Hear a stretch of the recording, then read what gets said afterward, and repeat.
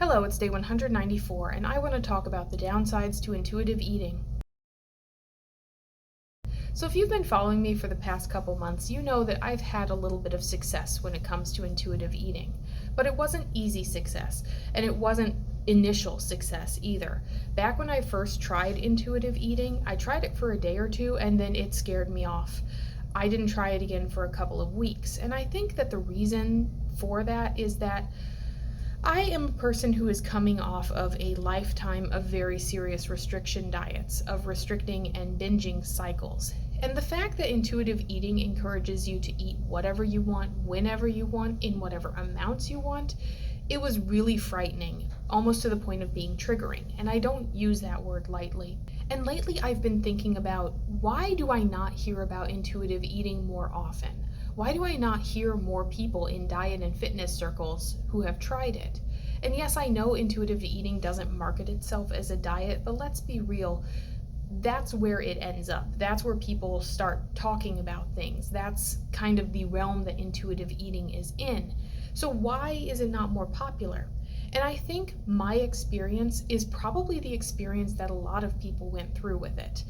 Like, if you think about it, if you are a person who has dieted your entire life, jumping right in is probably not the best way to go about it.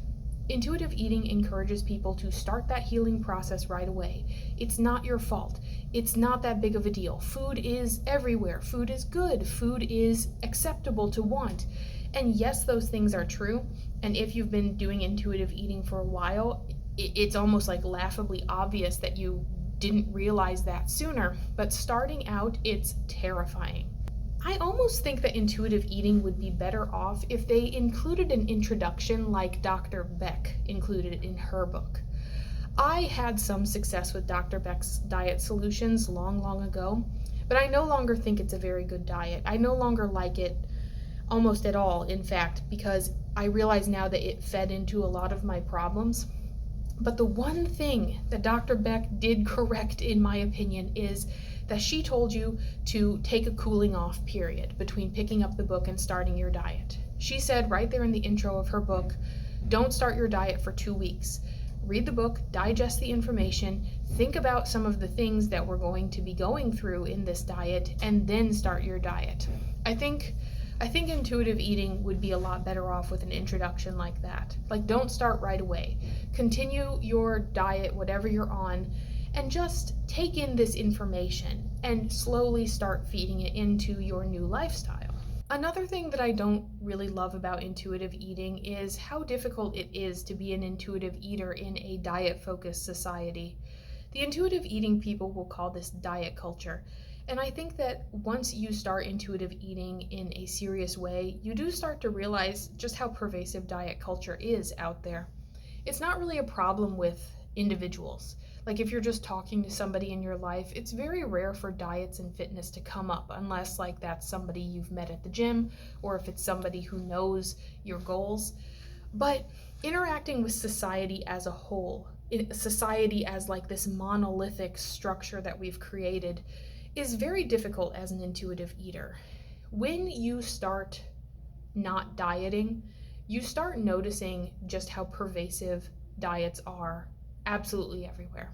They don't really give you a lot of tools to take out into the world with you. They sort of just expect that you're going to come to an end of your internal journey and you will be this Zen, perfect intuitive eater who doesn't really focus on diet culture as much as you used to. And maybe that's true, but I haven't reached that point yet. And another problem I have with intuitive eating that isn't a problem with the program itself, more of a problem with its image, is that when you tell people that you are intuitively eating, you will find that a lot of people have very strange preconceived notions about it. I was guilty of this at first as well. I thought that intuitive eating meant just eating whatever, eating it all, eating everything in the whole world. And you'll find a lot of people out there who will tell you really mean things like, so you've just given up? So you're just going to be fat for the rest of your life? So you're just going to accept that you're going to gain weight? You're not even going to try anymore?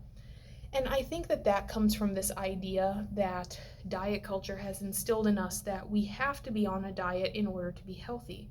But that's not really the case. I think that if intuitive eating tried to rebrand a little bit, tried to update its image, I think that more people would look into it a little bit more deeply and realize that that's not really the goal at all. The goal is not to give up. The goal is to heal your bad, broken relationship with food. Overall, I do really love intuitive eating, and I feel like my weight has stabilized. I feel like I have more energy, and I feel like I can do more things day to day now that I'm not thinking so much about my calories or like how much food is going into my face. But there are downsides to it. There are downsides that I wasn't anticipating. So I hope that if you're planning on trying intuitive eating, I hope that you take some of this to heart and be ready for it, because these are things that I wish I would have known before I really got very deeply into it. I don't regret it at all though. So if you are planning on giving it a try, like really just open yourself up to the experience. It is a worthwhile one.